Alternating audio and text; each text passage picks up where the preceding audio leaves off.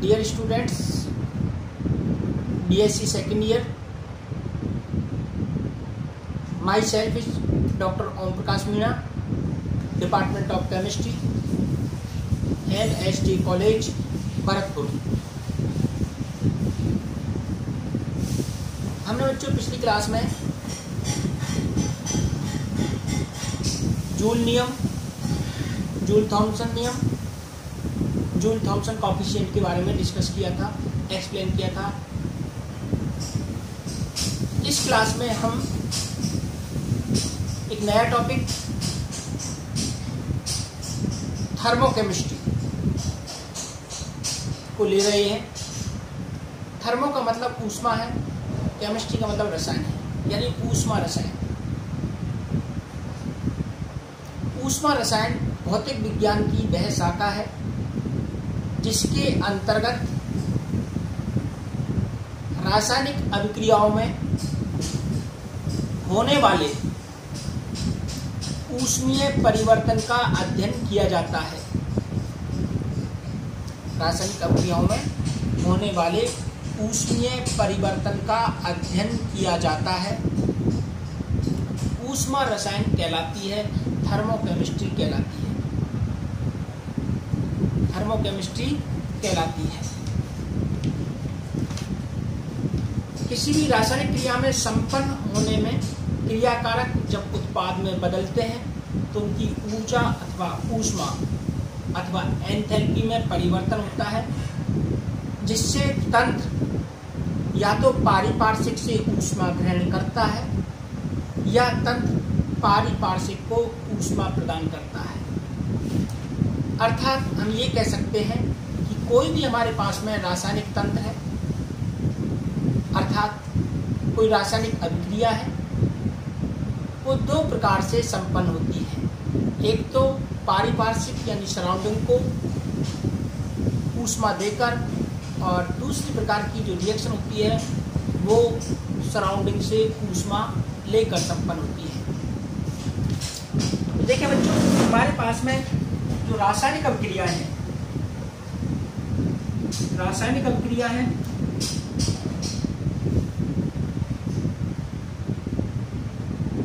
ये two types की है। वन इज एक्सोथर्मिक रिएक्शन,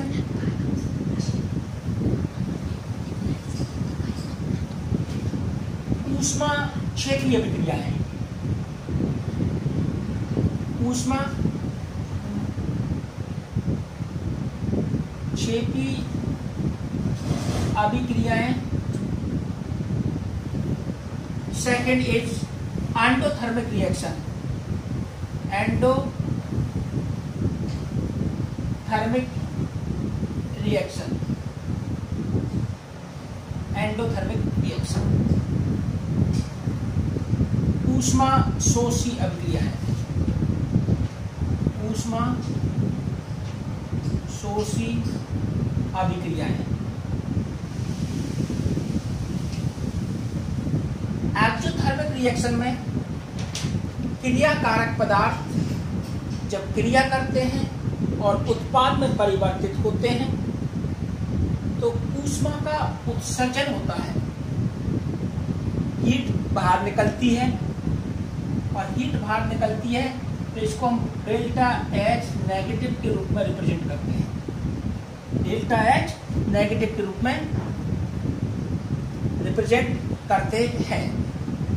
अर्थात एक्सोथर्मिक रिएक्शन में सिस्टम की ऊष्मा कम हो जाती है, नेगेटिव हो जाती है। अब हमारे पास में ऊष्मा शोषी अभिक्रिया है।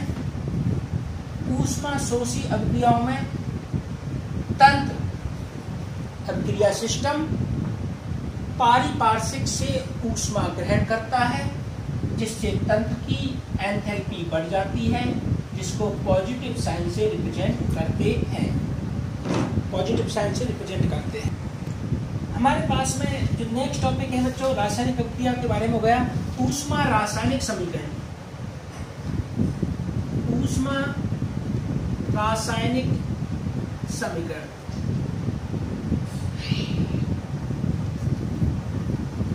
Thermochemical equation.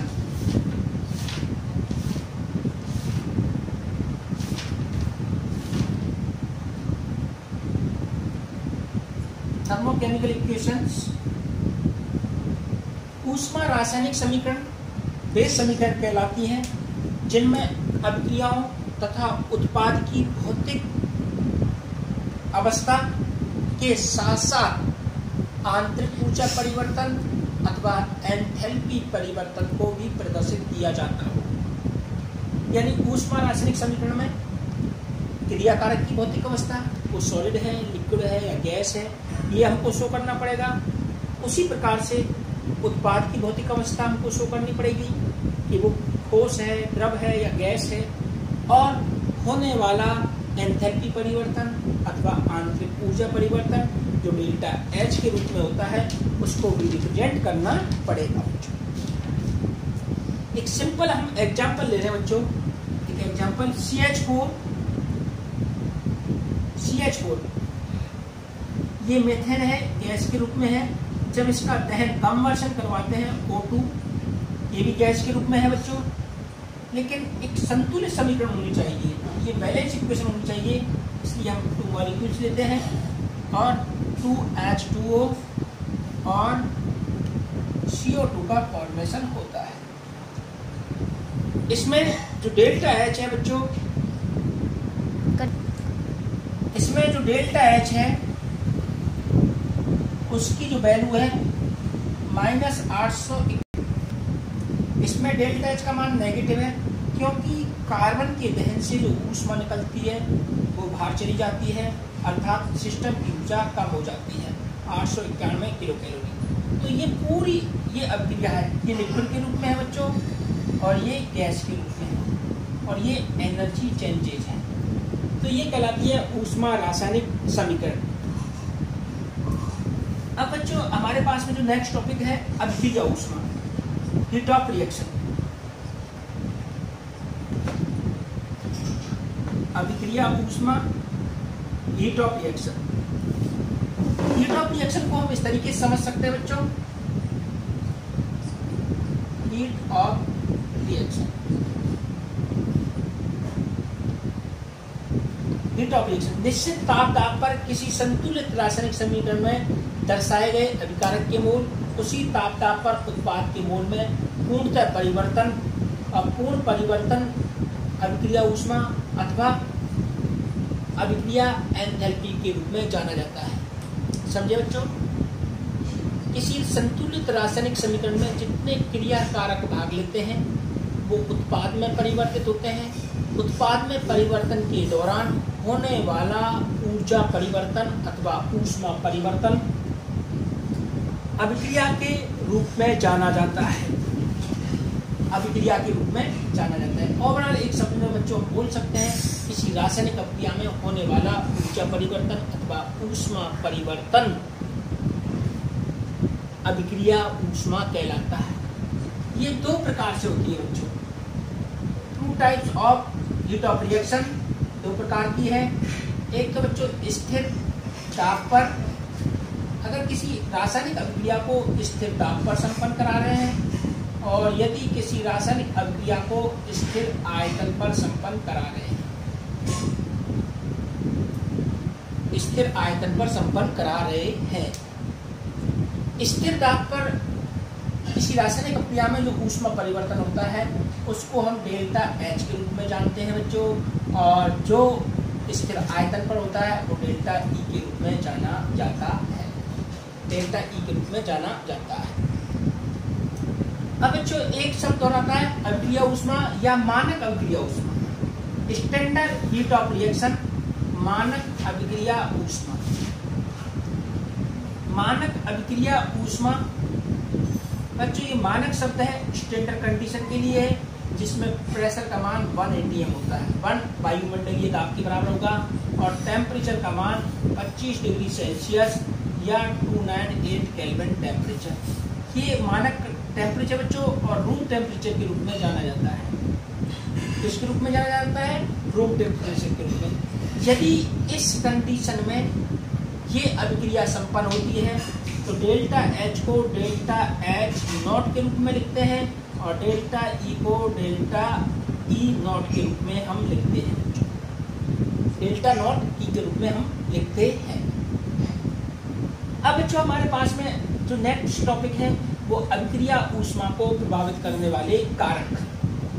अभिक्रिया ऊष्मा को प्रभावित करने वाले कारक। तो जो हम चलते हैं अभिक्रिया ऊष्मा को प्रभावित करने वाले कारकों पर, और अभिक्रिया ऊष्मा को प्रभावित करने वाले कारकों में पहला कारक हम लेंगे प्रभावित करने वाले कारक, factor affecting the heat of reaction, क्रियाकारक तथा उत्पाद की भौतिक अवस्था। पहला है बच्चों क्रियाकारक तथा उत्पादों की भौतिक अवस्था। भौतिक अवस्था, physical state of the reaction and products. किसी रासायनिक क्रिया के लिए क्रियाकारकों अथवा उत्पाद की भौतिक अवस्था अभिक्रिया ऊष्मा को प्रदर्शित या प्रभावित करती है। जैसे हमारे पास में वाटर का फॉर्मेशन हम करते हैं, हाइड्रोजन बच्चों हमारे पास में गैस के रूप में है और हाफ ऑक्सीजन गैस के रूप में है। तो इससे एक वाटर मॉलिक्यूल का फॉर्मेशन होता है H2O और ये गैस के रूप में होता है। इसके लिए डेल्टा H जो कि बच्चों वो है -57.80 किलो कैलोरी। अब बच्चों अगर इसका लिक्विड में फॉर्मेशन होगा, यहाँ पर हम क्रियाकारक ले रहे हैं बच्चों, सेम रिएक्शन है, लेकिन यहाँ पर क्या हुआ H2O है, गैस के स्थान पर लिक्विड। यानी जब किसी गैस को लिक्विड में कन्वर्ट करते हैं तो हीट का एलिमिनेशन होता है, हीट का उत्सर्जन होता है। तो ये डेल्टा H की वैल्यू बढ़ जाएगी और ये आती है बच्चों डेल्टा H 68.32 -68.32 किलो कैलोरी। तो इस तरीके से बच्चों यहाँ पर गैस है, गैस के लिए -57.80 किलो कैलोरी है और यहाँ पर लिक्विड आया, डेल्टा H का मान -68.32 किलो कैलोरी हुआ। उपरोक्त दोनों अभिक्रियाओं से स्पष्ट है कि जब कोई गैसीय तंत्र संघनित होकर द्रव में परिवर्तित होता है तो ऊष्मा मुक्त होती है। इस प्रकार तंत्र की एंथैल्पी में कमी हो जाती है। एंथैल्पी की इस कमी को वाष्पन की एंथैल्पी, बच्चों जो चेंज हुआ है हीट में, तो ये कहलाती है वाष्पन की एंथैल्पी। वाष्पन की एंथैल्पी क्या कहलाती है बच्चों? वाष्पन की enthalpy. Enthalpy of vaporisation, enthalpy of vaporisation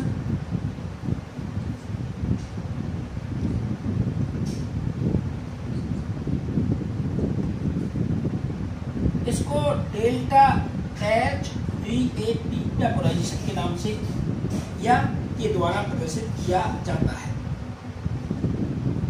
इन दोनों अभिक्रियाओं के आधार पर जल की वाष्पन की एंथैल्पी कैलकुलेट कर सकते हैं। वाष्पन की एंथैल्पी कैलकुलेट करने के लिए 68.32 में से 57.80 को लेस करना पड़ेगा। 68.32 में से 57.80 को लेस करना पड़ेगा। देखिए बच्चों किस तरीके से हम वाष्पन की एंथैल्पी को कैलकुलेट कर सकते हैं।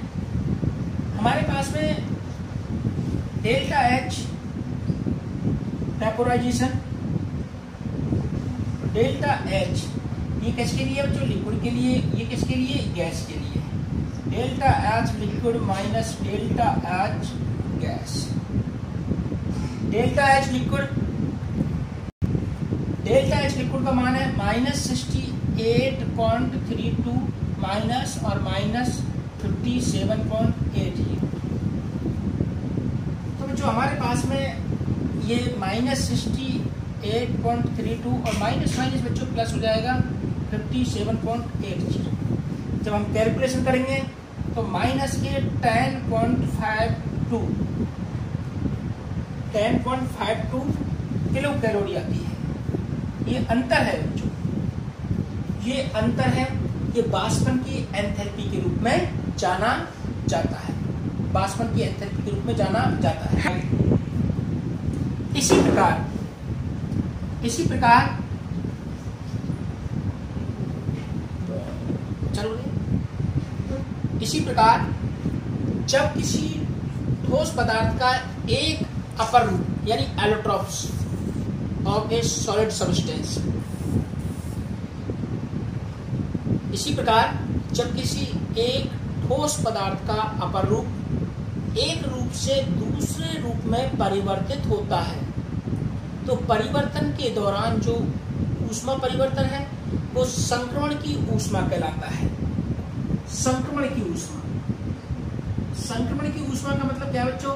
एक अपर रूप दूसरे अपर रूप में परिवर्तित होता है, तो उस दौरान होने वाला ऊर्जा परिवर्तन या होने वाला ऊष्मा परिवर्तन संक्रमण की ऊष्मा, हीट ऑफ ट्रांजिशन कहलाता है।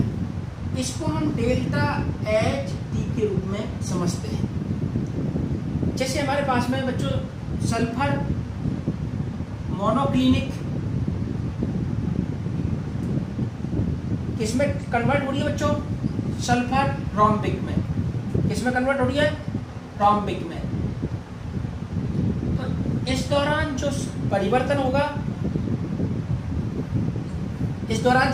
होगा, वो डेल्टा एच टी के रूप में जाना जाता है, जिसको संक्रमण की ऊष्मा कहते हैं।